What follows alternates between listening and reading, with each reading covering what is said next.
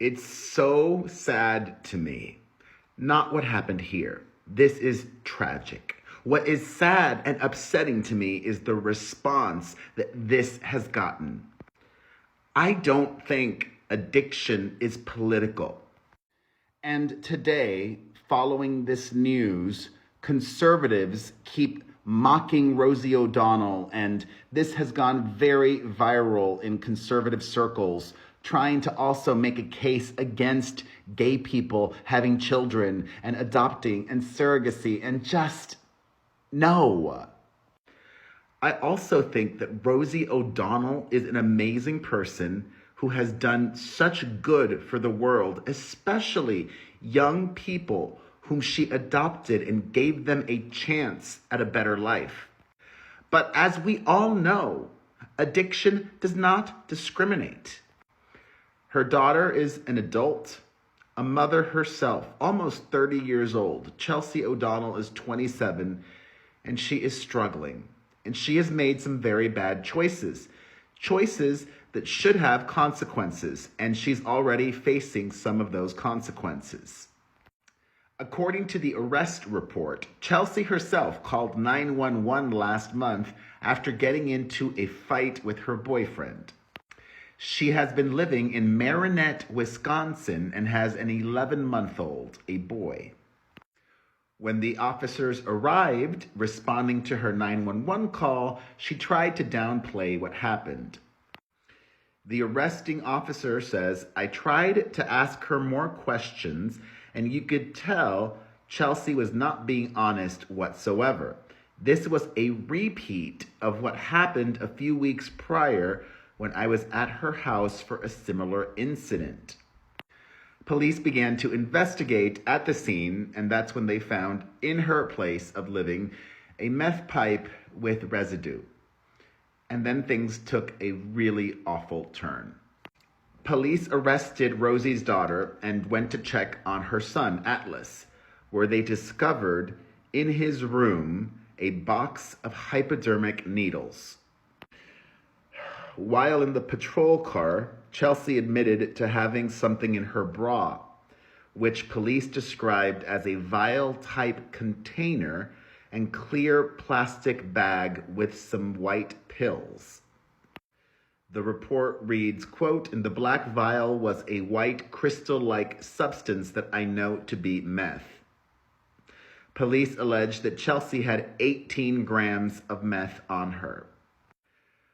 Both Chelsea and her boyfriend's pupils were dilated and did not respond to a flashlight being shown in their eyes, indicating to law enforcement that they had likely been using recreational drugs, the report alleges. With an 11-month-old baby there. Oh, goodness.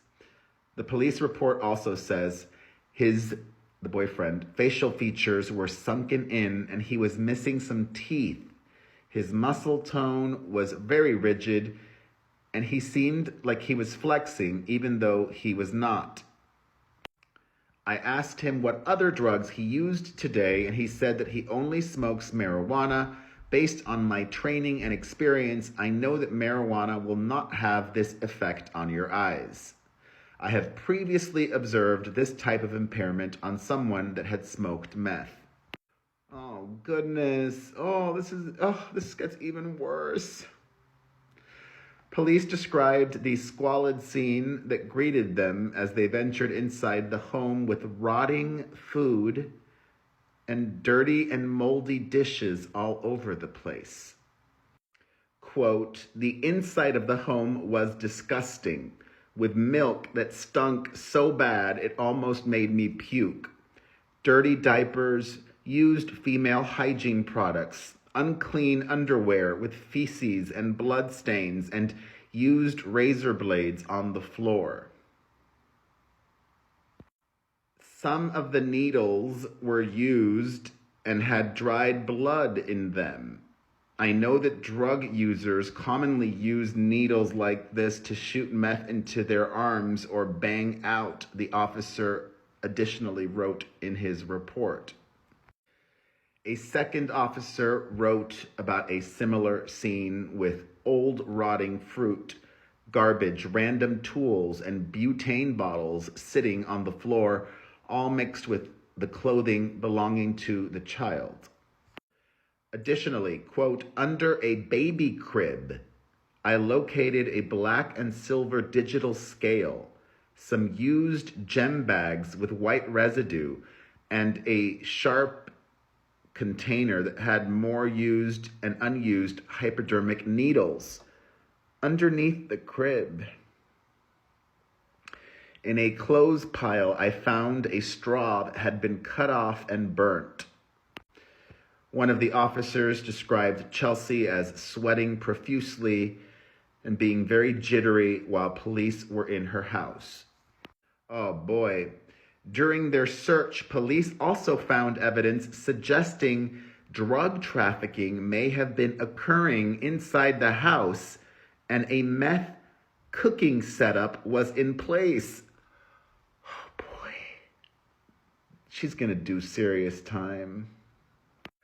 Oh my God. And despite that, she was released because this incident happened in September. Yet earlier this month, on October the 11th, police pulled her over there in Wisconsin when she was driving and arrested her when they found a meth pipe on her. During that October 11th arrest, she also had on her oxycodone, morphine sulfate pills, and hydrocodone stuffed into her bra. Police charged her with meth possession, bail jumping, and possession of narcotics, all felonies. She will appear in court in November to address those charges and the charges from last month when the authorities went to her house. She's been charged with multiple felonies in that incident. For the September arrest at her place of living, she is facing 4 felony counts: maintaining a drug trafficking place, child neglect, possession of meth, and possession of THC. Additionally, 2 misdemeanor charges, including disorderly conduct and possession of illegally obtained prescription drugs. Hopefully, Rosie can take her grandson and give him a fighting chance.